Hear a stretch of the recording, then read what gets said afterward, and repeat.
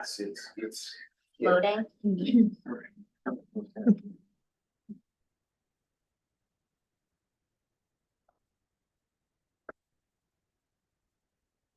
Hey, we did it. Okay. We're ready. We're on. We're live. Okay, all right, it is 7:04 and we'll call this meeting of the Board of Education to order. It's 7:04 and we'll start with the Pledge of Allegiance. I pledge allegiance to the flag of the United States of America and to the republic for which it stands, one nation, under God, indivisible, with liberty and justice for all.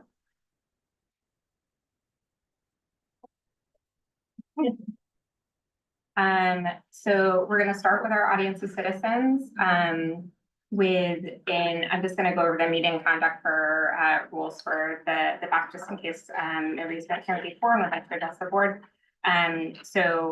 The board permits individuals or groups to address the Board of Education as part of our public comment section, our audience of citizens section.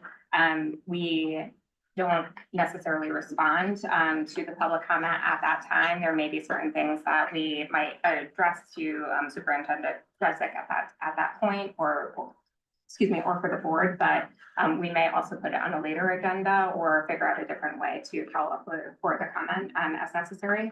If you're looking to address the board, you just need to identify yourself by name and address before that.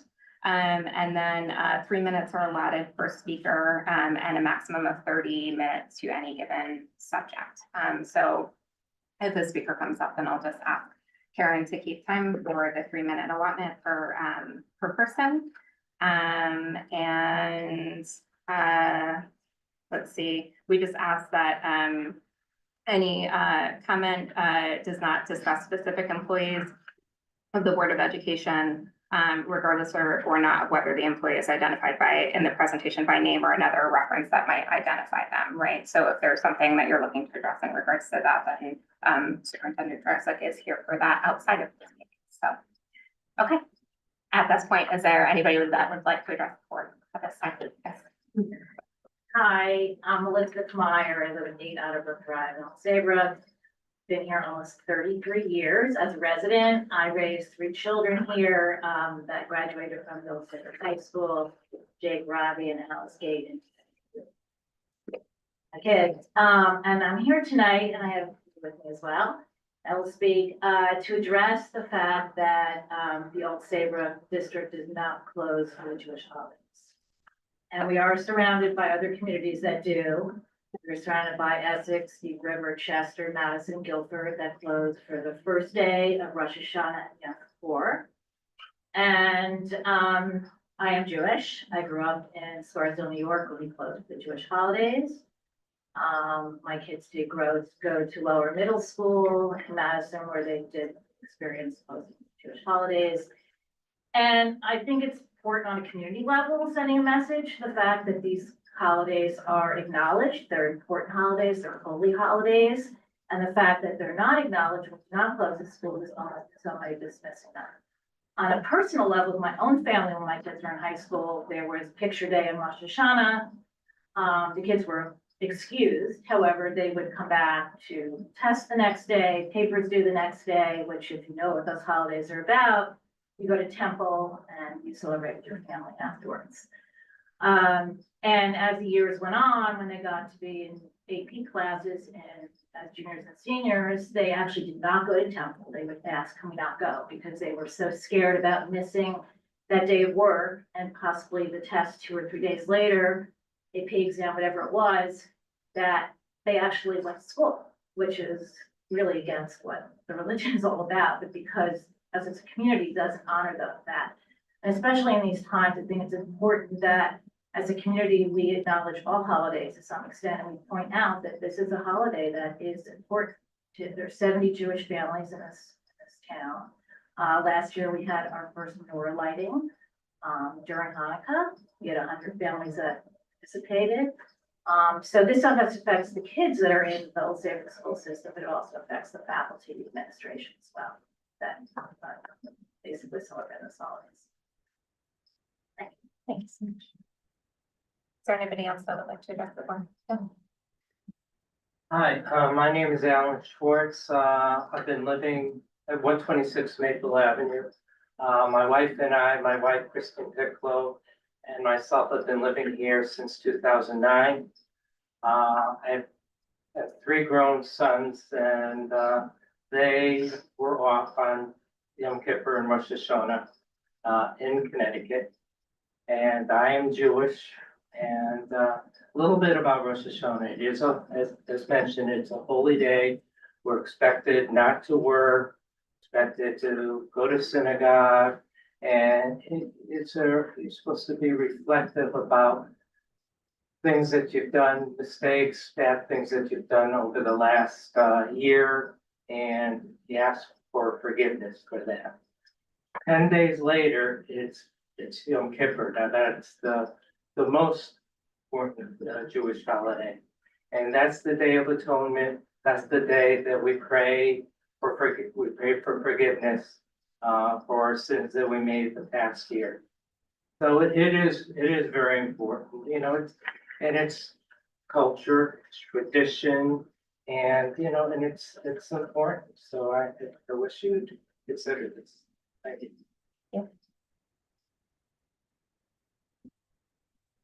I'm Jim Sapornikov and my wife Irena. We live at 15 Jarvis Road in Old Saybrook. I have three kids, two of them in the college, but the younger one still in the high school. She went through the whole system from the elementary school, middle school, and high school. So the Jewish holidays is very important. For our family, we are observant. I never work on the holidays. We go to the temple to pray for the reasons that Alan just described. Those are the most important holidays for us. For Michelle, our youngest, who's in the school system, it's always been a challenge. But most of the time, I'm able to take her out of school to visit the temple. But especially in the high school, it's getting more difficult.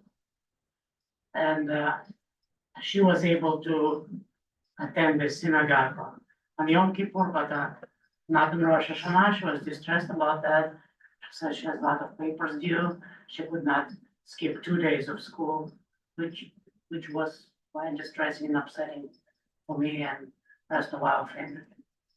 So that it would be able to make that change, that would be highly appreciated for the family. To be very meaningful for us, especially during those turbulent times with anti-Semitism growing in this country tremendously. So I think that will be very supportive and very helpful for us. Thank you. Thank you. Thank you. My name is Charles Gaten. I live at 6 Fenway Parkway, Old Saybrook, Connecticut.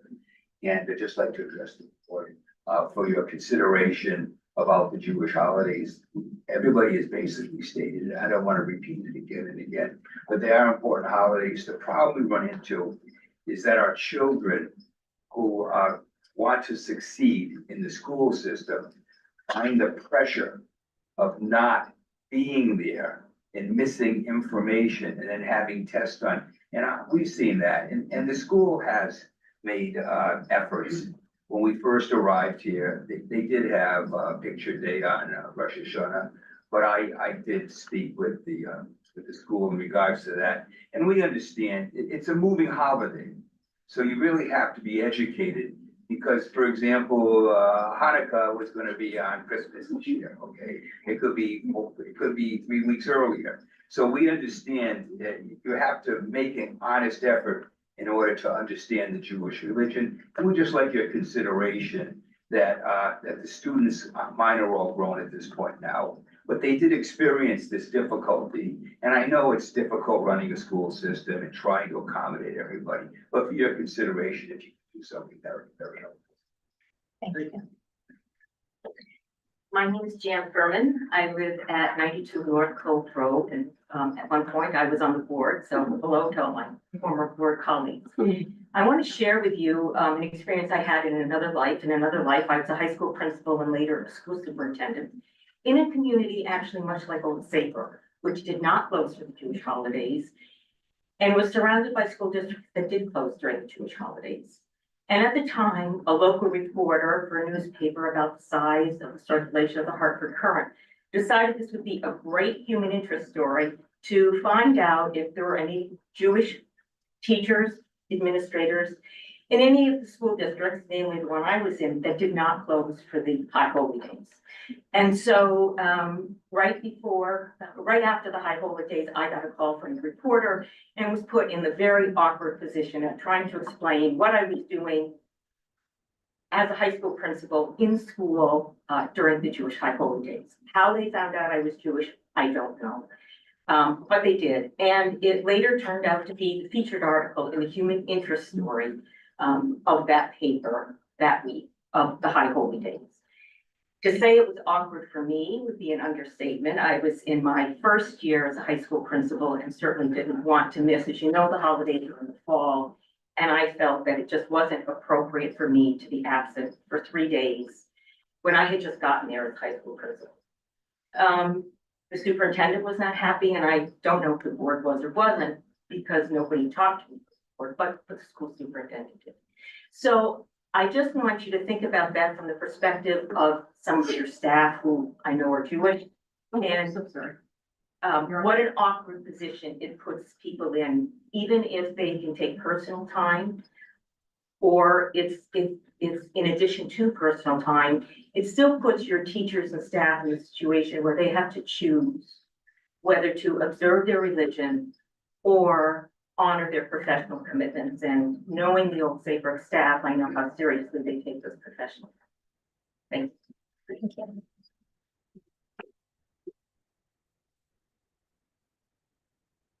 Thank you for that. I think Mrs. Meyer, I think we spoke on the phone this summer, so nice to meet you finally. I think I shared, there's actually, and it was Julie, we had this conversation as well. So I'm learning, I'm new, that there is a process here that may be a little bit different than what I've experienced in the past. But part of that process is we actually have a district calendar committee that comprises of not just staff, but members of the community as well. That process will start in the coming months, a little bit before the first of the year. We start engaging those conversations and look at the overall calendar, and then ultimately comes back to the board for adoption. So I'm sure all board members who heard this evening, I certainly did.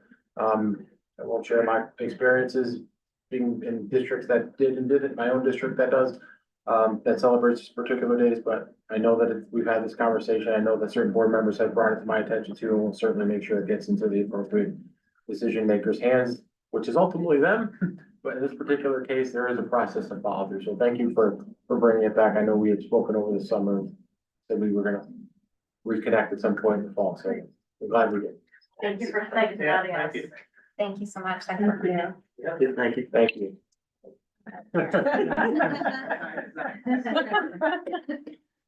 We're signing somebody else next time. Okay. All right, and then, nobody online, correct? All right, so then we will move on to reports from the, board reps.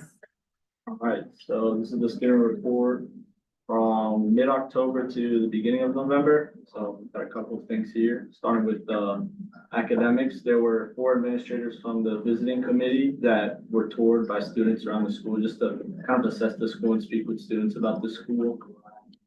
On the 17th of October, there was a Taj Chamber Music and Small Groups concert that took place. October 16th, it was Underclassmen Picture Day. The 7th of November, it was 8th grade Step Up Day, and there were a lot of activities that they partook in around the high school. Senior photos and quotes were on the 8th of November, and Sam and I were planning on creating a survey called the SOBS, Student Opinion Based Survey, just to kind of get better results from students in the school, and it will be primarily for the high school. And there was the Student of the Month, which the theme was kindness, and the recipient was Chloe Young. And this month is on citizenship, and the recipient hasn't been announced yet. Going on to sports, boys soccer lost Shorelines and States, which was kind of sad for me. Girls soccer, they had their senior night on the 10th of October, and they lost Shorelines the same day as the boys, which was on the 29th. Girls field hockey lost at the semifinals at Shorelines, and they lost the first round of states to Sheeting. Boys football, they're having their last home game this Friday. Girls swimming has gone surprisingly undefeated this season, which is really good for them. Cross country had their senior day on the 10th of October, and they finally ended their season. Girls basketball is having their first practice on December 1st. Indoor track had a meeting on the 7th, and crew had a meeting on the 8th, just to kind of get to know the team and the sport. Moving on to clubs, Quiz Bowl had their first meet on the 3rd of October, and they're looking for more people to qualify for their meets. The Model UN is trying to get more countries in for their meetings in November, or they're gonna have a meeting in November to plan for adding more countries. The tickets for the play, I think this Friday and Saturday, we're selling November 1st, and they're gonna have to play this weekend.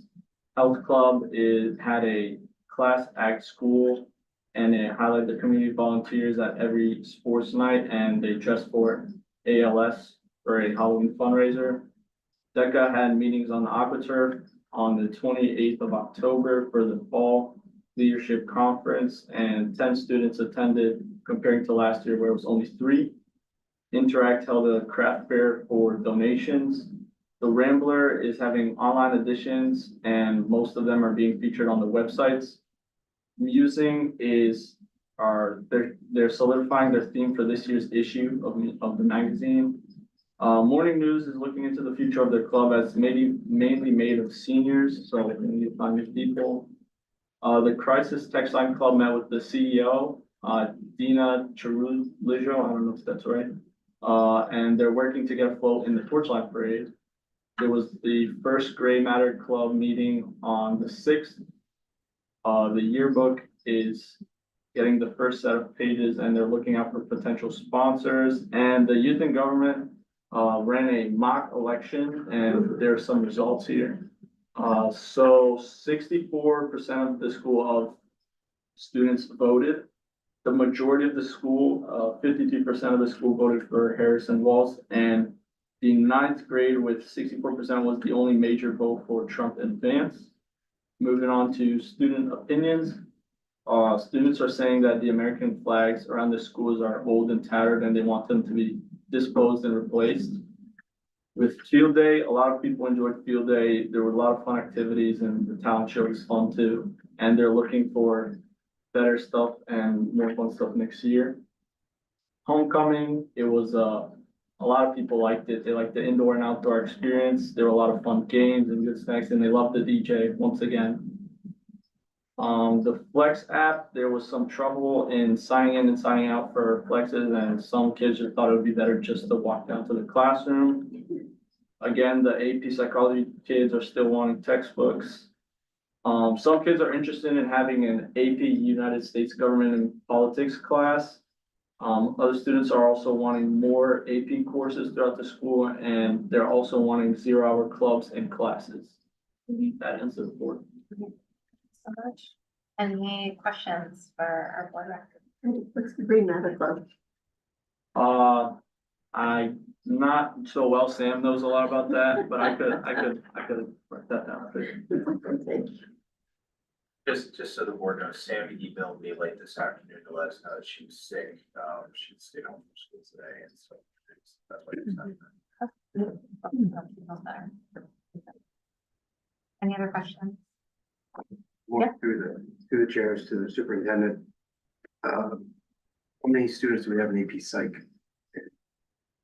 What are we talking about? Our cost there. Thank you. The books have been ordered. Perfect. Hoping I say they're in, but they've been ordered. Wheel gets greased. Good job. Okay, perfect. Thank you so much. Great, Karen, any correspondence? No correspondence today. Okay. So then our next meeting item is review and potential approval of the regular meeting minutes from the October 22nd meeting. I make a motion to approve. Second. Moved by Karen, seconded by Steve. Any discussion? All in favor? Aye. Any opposed? None? All carries. Thank you. All right, so then our next topic is the high school banner donations. Thank you. So per board policy, when the board receives when we receive a donation that exceeds $500, that has to be notified the board, then we will follow up with those. To receive a very generous donation, and I apologize in advance if I mispronounced the name. Molinez. I apologize if you're watching, I will get it right next time. But some of you may have noticed that the banners at Old Tabor High School have been replaced with the updated logos and OS symbol throughout. Those were generously donated by the family for a value about $1,800, as well as Majestic Electric had donated the labor to hang the banners in the parking lot. There's pictures of the banners in your folders, but if you want to see them, they are live and up and in action in the high school parking lot right now. They're really nice. Thank you on behalf of the Board of Ed, if you are watching that film as well. Okay, next item is the Chamber of Singers field trip. Take that one too. So Mr. Ray, I gotta learn how to handle these myself. This is an annual trip that the Chamber Singers will take. It's an overnight field trip. Dr. Milton, there's information is all you received in your packet. This field trip is April 25th through the 26th. Students will take, I want to make sure I get all of the appropriate information. Chamber Singers will travel to Yorktown, New York for a joint workshop, rehearsals, and performance with the Yorktown High School Chamber Singers and the choir from the First Presbyterian Church of Yorktown. After the concert, they'll stay in a hotel and head to New York City for the day for a 2 p.m. performance of the new Tony Award-winning musical, The Outsiders, followed by a group dinner before heading home. Price includes everything except lunch each day. And any student who needs assistance, the music department has a scholarship account to ensure that all students could attend events like this regardless of their academic demand. More information within your packets, but that is the essence of the trip. And my understanding, this is an annual trip that comes before the board each year. Do we need A make motion. a motion to approve the field trip? Motion's on the floor, seconded by Karen. Any discussion? I hear none. All in favor? Aye. Any opposed? None. Motion carries. Thank you so much. All right, now we're talking regular meeting schedule, which is really just that we have Thanksgiving coming up, and so we will have to be skipping that meeting unless anybody wants to be joining and meeting on turkey here, which I don't think anybody does. So we will be taking that off the calendar. Okay. And then we'll move to policy. Well, public committee met this evening, and actually, you'll be alarmed when you look at all these policies here that are here for the first reading. As customary, I met with the superintendent.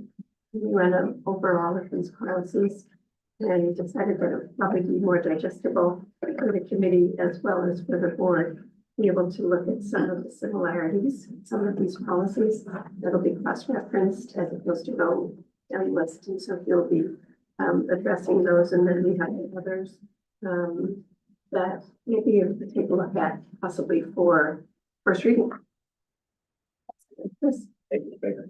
So for the purposes of the way the policies are listed on your agenda, in fact, we discovered earlier this evening, it might be quicker and more efficient if I just list the ones I'm not going to talk about in the first pass.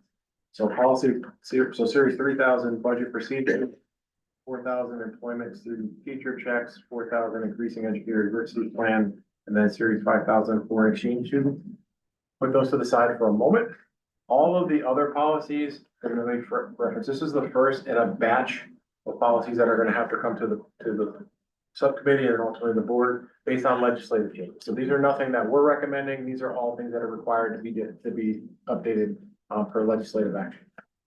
All of the other policies listed in the agenda this evening all stem from some language changes that were made to Title IX. And there's just some definitions and some word changes within Title IX that now trickle down into the remaining policies that you'll see on this list. As an example, I'm just going to the first one. You can just, under series 1000, community board operations, where in the first paragraph, it would say board members are third party subject to control of the board, period. There's now additional language that says subject to the conditions and limitations established by law, which essentially means the buck doesn't stop with you. The law has a superseding authority over the Board of Education. Beyond that, there's some definition changes when it comes to anything related to harassment. In each of these policies, they fall within different subcategories such as students, personnel, community relations, but they're all related to discrimination and they're all stemming from changes in Title IX. So Yeah, and I just wanted to mention, as I did in the committee, that you'll see gender identity and gender expression and the differentiation between both of them.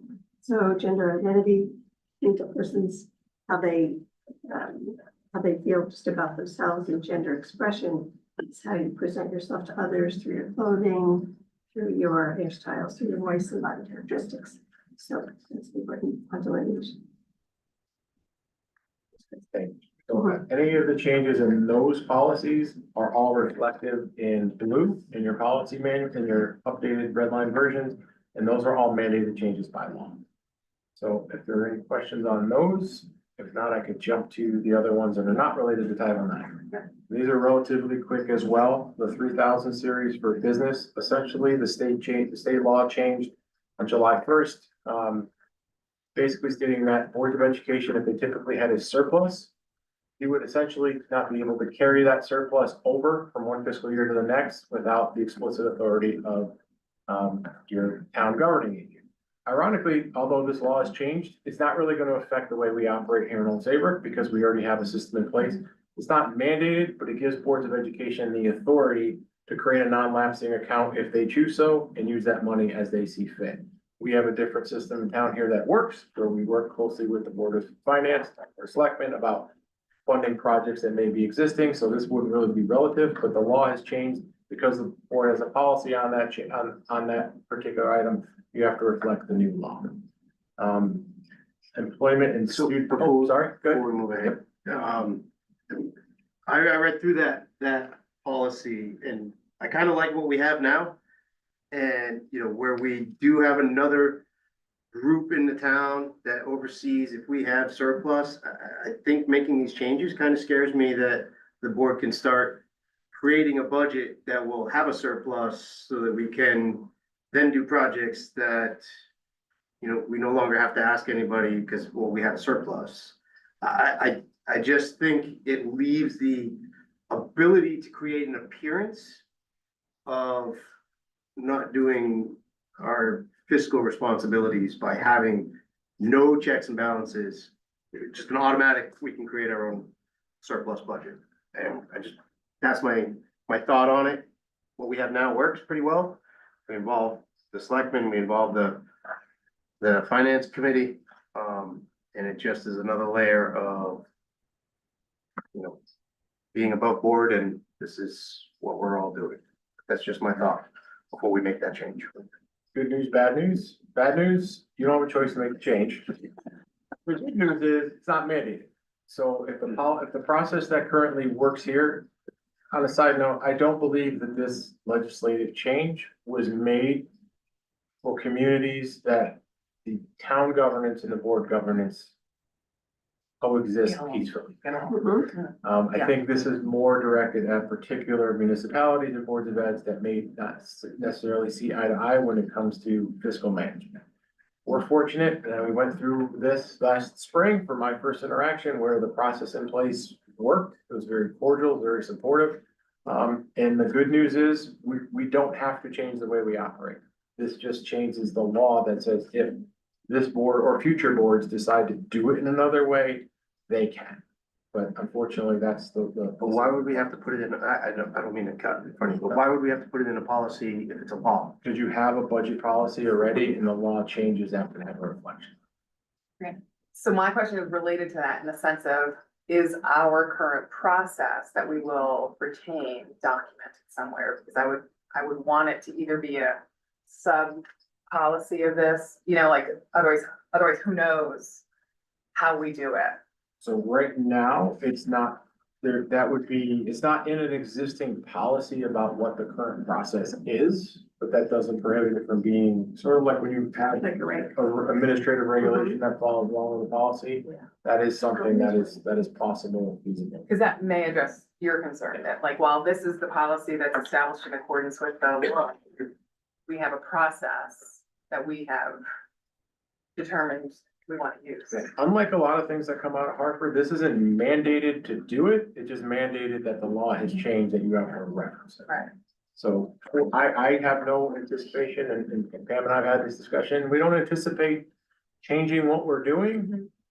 However, we all may not be in this room 10 years from now, and whoever is can make that. When we're decision all for riding the themselves. bus Yeah. and the turnip truck hits us, somebody has to remember how it was done. Yeah, but I don't know if it explains that process in particular, that's something that we can. We can take Yeah. back Yeah. into Think about it. the policy committee and potentially come back with a reg and then update to. Should be documented, I agree. Yeah, yeah. So it sounds like that's a charge to the policy committee to try to take that back. Okay. Good, moving on, okay. 4,000 employment student teacher checks, essentially, any employee who works for us, if they go to work in another district and vice versa, we get a notification, basically employment verification for certified staff members. There are things that we have to disclose. There is a small change, that typically we have to notify another district if a teacher is separated from employment while an allegation of abuse or neglect or sexual misconduct was pending or under investigation, or due to substantiation of abuse or neglect or sexual misconduct. The new language says unless such substantiation was reversed as a result of a DCF appeal. So if somebody left us under a substantiated claim with DCF, that employee has the right to appeal. Ordinarily, we wouldn't have to notify the other employer or vice versa. In this case, the law has now changed that we do have the right to tell those people that DCF substantiation was reversed on appeal. That's essentially the only change. There's also a change about credit checks in here. If we were to do a credit check on an employee, basically the employee has 5 days to rebut something that we may see on their credit report, but we don't very much check people's credit reports. So those are the only two real major changes in that particular. And again, these are all legislative changes. The only one that's not in this. We do that anyway. Yeah. We'll be ready. The other incoming school districts are going. Oh, yes, the check, right now, we'll get a form from other districts verifying people's employment. If there was something that we have to disclose, we will. The only difference is if somebody had theirs, a claim against them reversed, we have to notify them. You're good with that one? Moving on to increasing educator diversity plan discontinued. That does not mean that we're discontinuing our plan. If you look at the policy, we have a plan. You actually got a presentation last March on a plan. You approved the plan was set by state law. What's discontinued is your former policy was a policy from Shipman and Goodwin. Because you now have a plan already submitted to the state, this is Shipman and Goodwin is discontinuing their policy on it because it's no longer applicable because we have our own. This would be the replacement policy that coincides with our plan. Before you ask, we submitted the plan on time. It's been approved. We have not got any feedback on our plan whatsoever at this point. So in the event we do, Laura Carruthers was very instrumental in developing that plan. She has offered to come back when we ever get approved, but I don't have anything to share other than the plan you've already seen has not been approved by the state at this point in time. Volumously discontinued, we're not discontinuing the plan, you're discontinuing the old policy. Okay, I think that moves us to the last one that is not on the agenda for this evening for a first reading, because this is brand new. All the policies we referenced at this point are changes to existing. This policy is something that's brand new to the board. As some of you may be aware, I was approached by a parent last summer that had a willingness to host a foreign exchange student. And unfortunately, this gentleman called me and said, I was just told you need to approve it. So like any good superintendent would do, I'd say that sounds like a great idea. Let me just double check with the board policy to make sure I'm not missing anything, to which I discovered we didn't have a policy on that. So we brought this to the policy committee for consideration as a starting benchmark, because there isn't anything currently existing. The board does, now what you have in front of you is Shipman's model policy. There are other districts who have them, Cave has them. We're gonna get some more information to the policy committee so they can see differing policies in other places. And if it's the will of the board to expedite this in order to engage with accepting foreign exchange students, that it could still be a possibility for next school year. The challenge here is without the presence of a policy, there's really a lot of liability on the board. For instance, we talked about immunization records. Taking a student from another country, they may not have the same immunization laws that we have here. So you may have safer families who didn't want to get their kid an immunization, but they had to. But you have a student from another country who comes in and doesn't have. it's just protection to make sure that our ducks are in a row. So, we're gonna get some more models out to the policy committee and it'll come up at the next policy meeting. And then if all goes according to plan, we'll be in front of the board for a first reading after this section of the policy. And that is all, so with the exception of 5,400, the remainder are up for first readings this evening. Did I miss anything? It's my first one. And Chris and I met actually last week, so we reviewed all of these things and we know how it's to be presented. Really, thanks so much. Thank you. Okay. With that, so next item is, to move into executive session. We'll need a motion to do so, for the purposes of saying WPCA project and, creation of superintendent's, professional goals and objectives. Madam Chair? Don't need executive session. We can just do an open session. You want to do it? Okay. So if, I mean, it's actually, I know it's on the agenda that way. That's up to you. Yeah, it really, I mean, We we're can- good with open session. Okay. we can take Okay. it up. For your part. Yeah, only for the purposes of My part's gotta go. Only for the purposes of It's a speed WPCA. change, so that's right. Of course, No, yeah. but if it's executive session. we would need it for the- No, understood. Carl understands. Okay, so we can move on to. So thank you for having us again. This is our second presentation and we will be relatively brief and will not take up too much more of your time. There's, I think Trent has something queued up quickly. Yep. Just an update from where we were last time. I'm gonna let Kurt Mailman from Fuss and O'Neill kind of take it from here and I'll chime in as needed. Thanks, Trent. Thanks, everybody. So last time we met, I believe, was in March timeframe, at which point we were preparing to do our pilot test in the context of meeting the DEP's regulations for wastewater renovation in the town. And at the point where we talked last, we were going out to drill some holes at 20-foot intervals in two areas that we were planning to install drip tubes, which is zone A here and zone D here. Sure of the results, but wanted to keep you informed and apprise you of what the potential disturbance was, also what the schedule was, and how we were gonna move forward. So we went through that process. Trent, can you go to the next slide, please? Sure.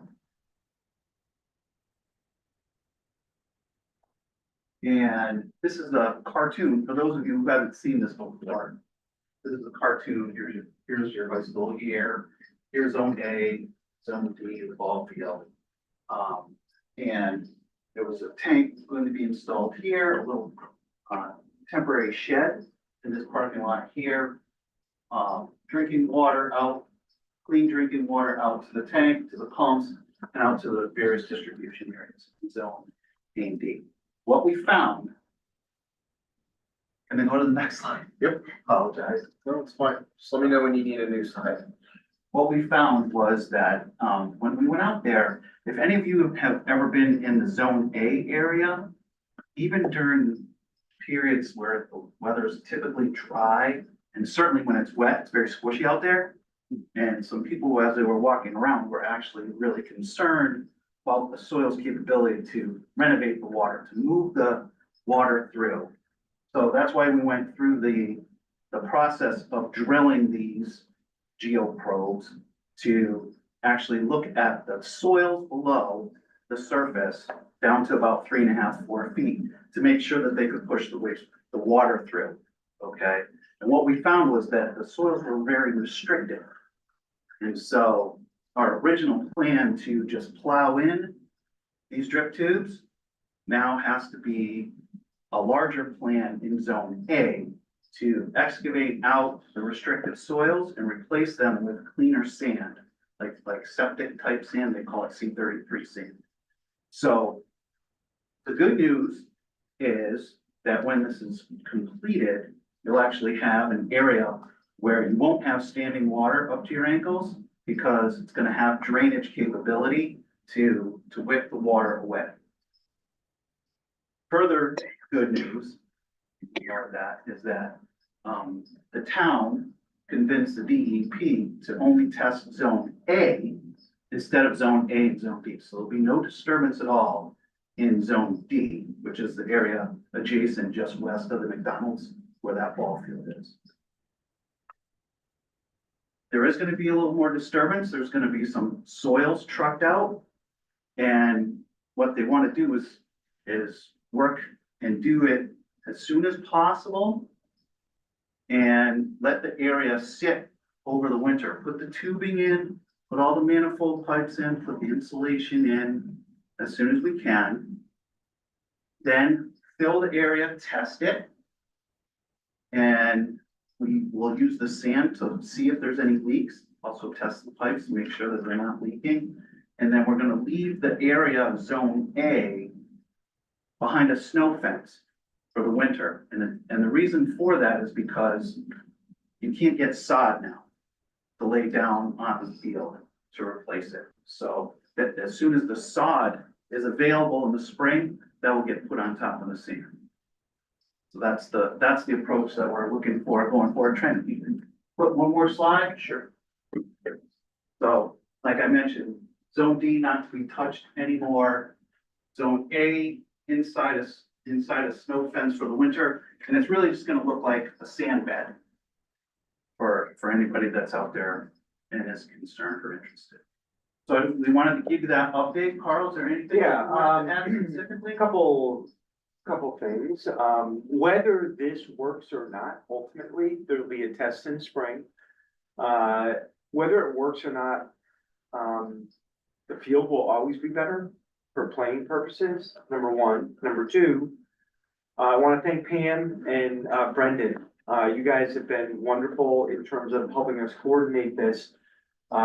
During the discussions we had with Pam and Brendan, it was determined that the Goodwin School might want some soil.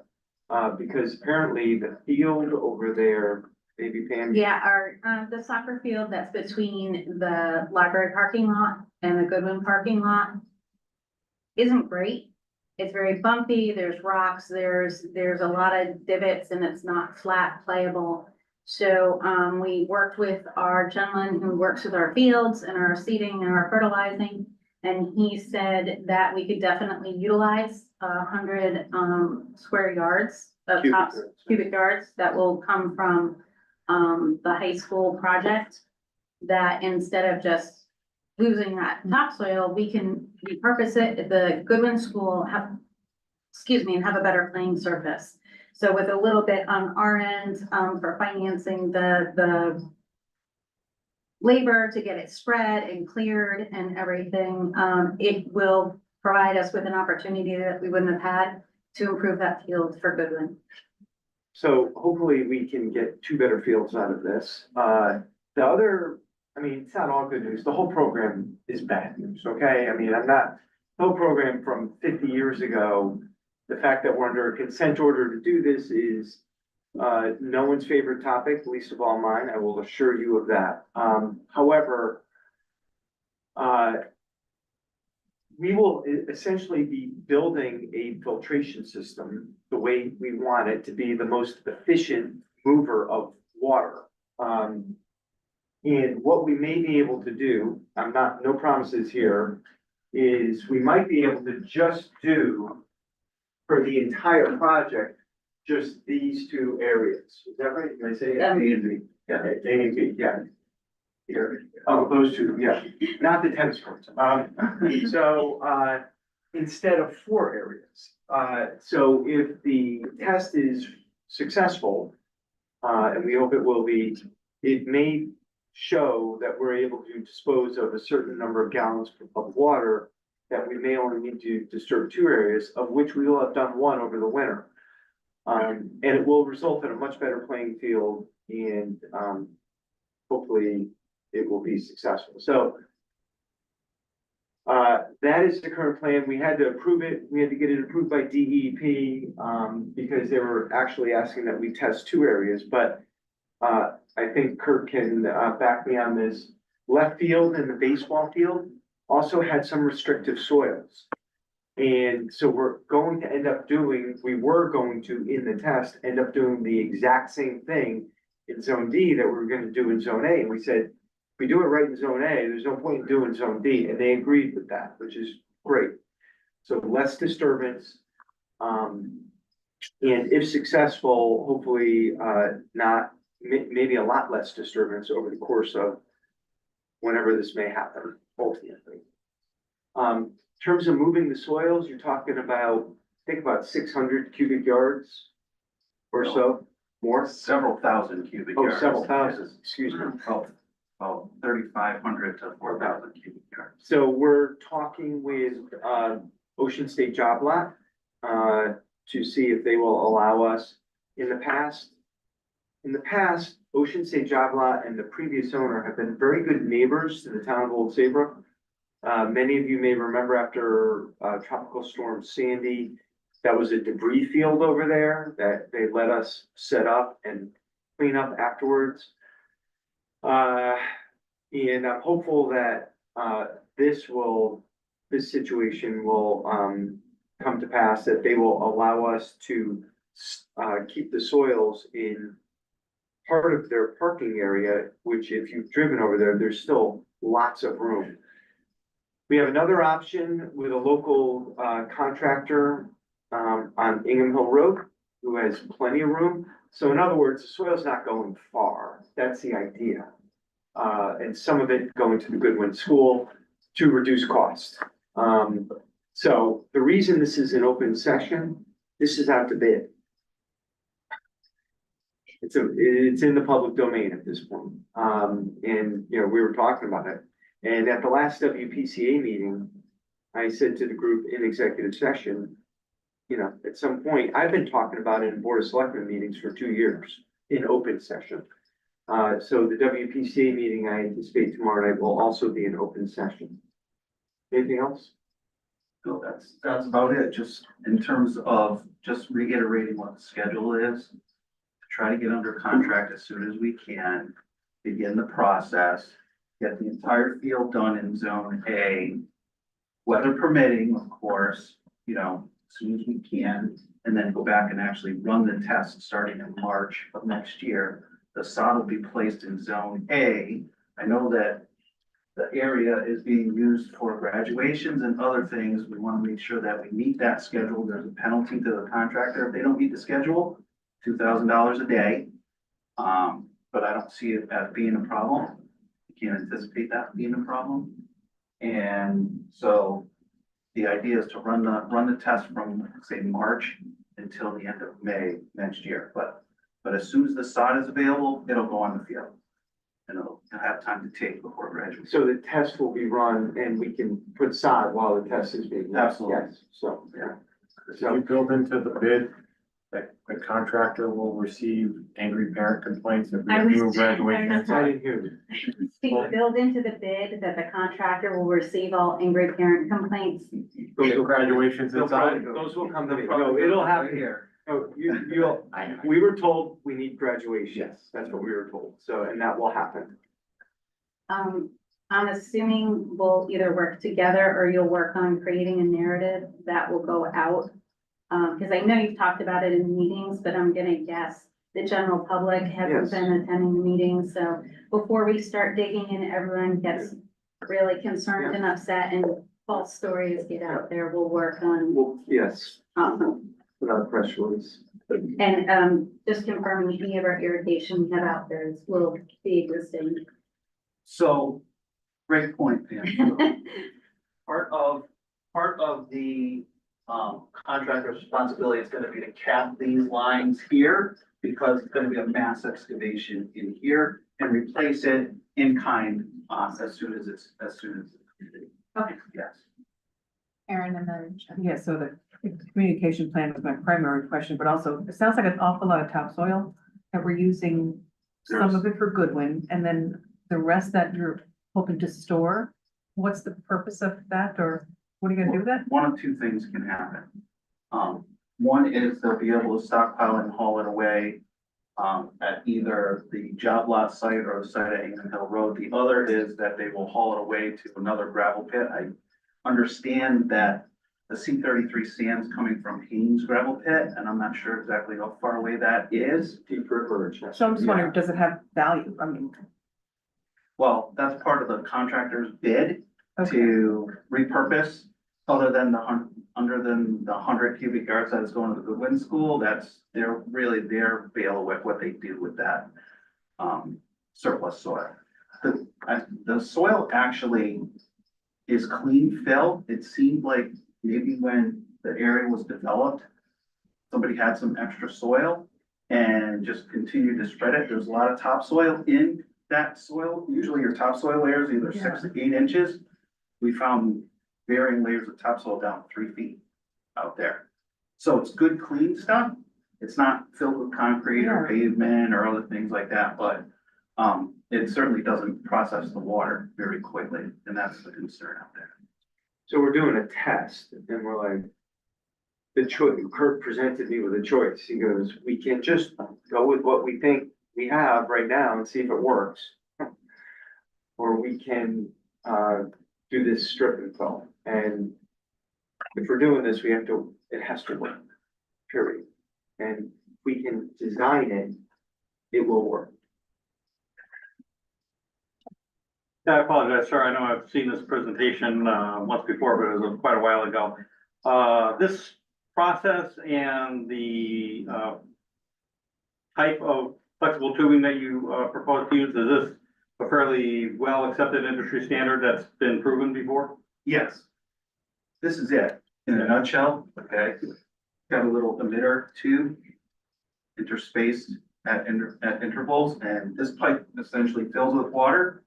And then the emitters just drip, called drip dispersal tubing, and it just drips out in a little circular area.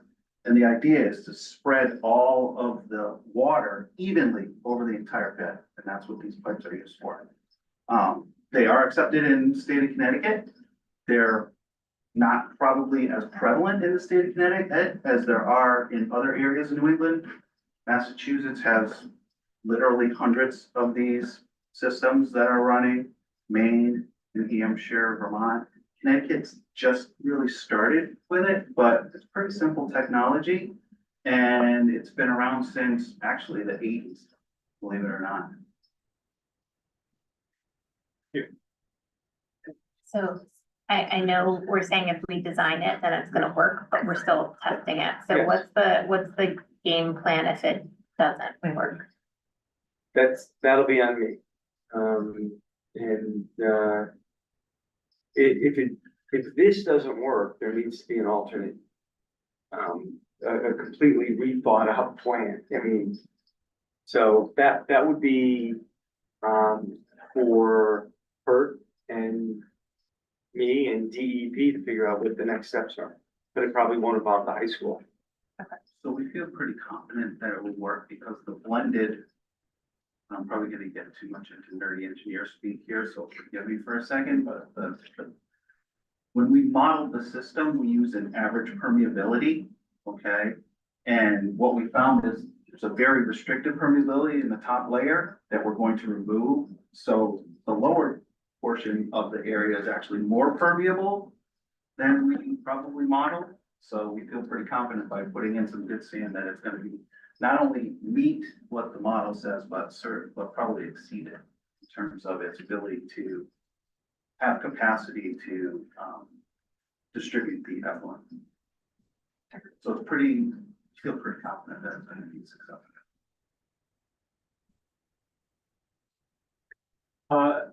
Based on my recollection, there's a marsh slash pond north of this.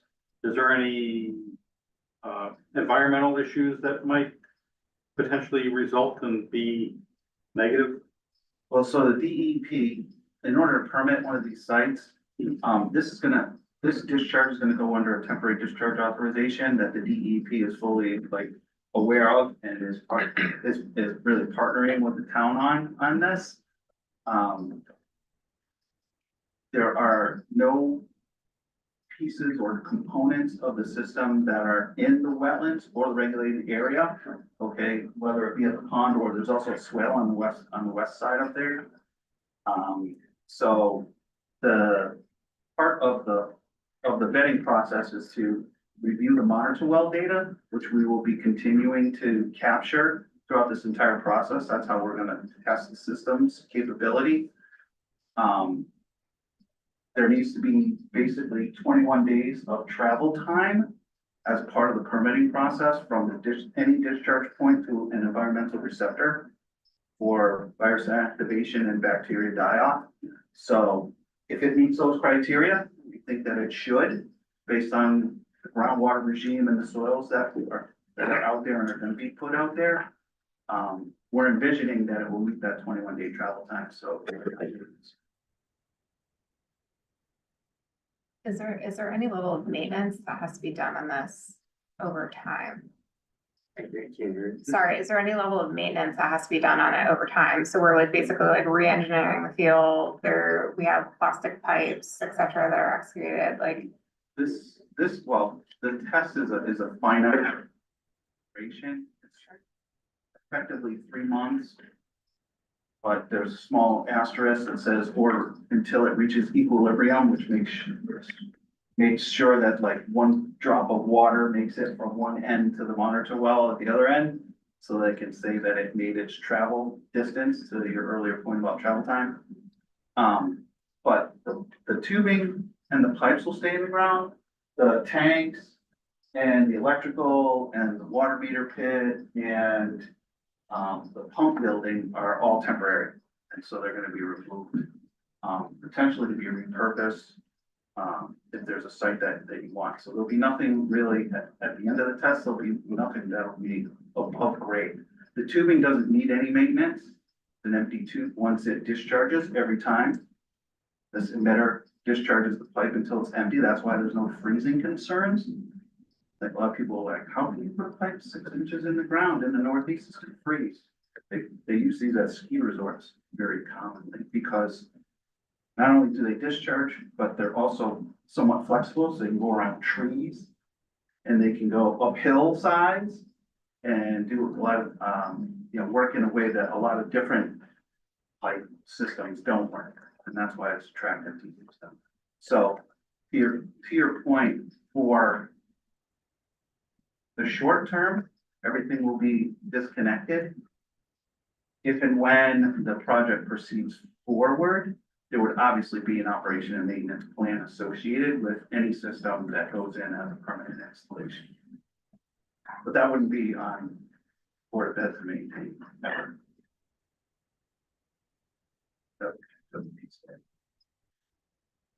We'll be back. I mean, happy as this progresses, come back and where I can meet with you, Kelly, and you can report back if it's mine. Any other questions for the board? Okay, Thank so much. you. Thank you very much. Thank you. Thank you. Thank you very much. Hey, Mom.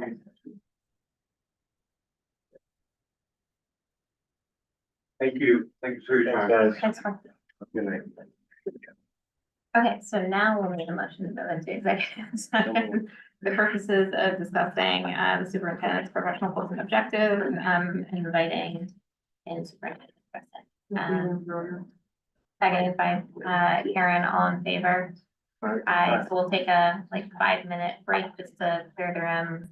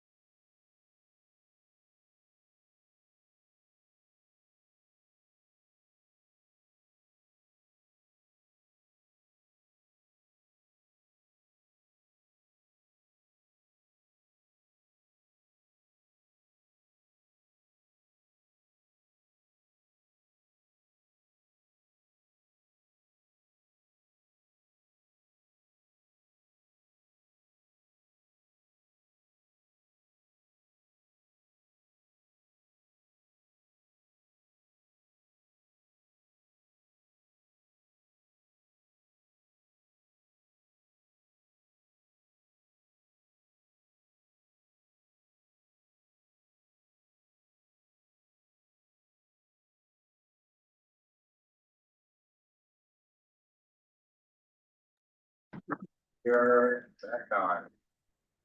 Okay, all right, so we are now back in open session, it's 8:32. We have our reminders, right, down at the bottom, and then we will just need a motion to adjourn. So moved. Moved by Steve, seconded by Karen, all in favor? Aye. Aye. Thank you all. Okay, thank you guys.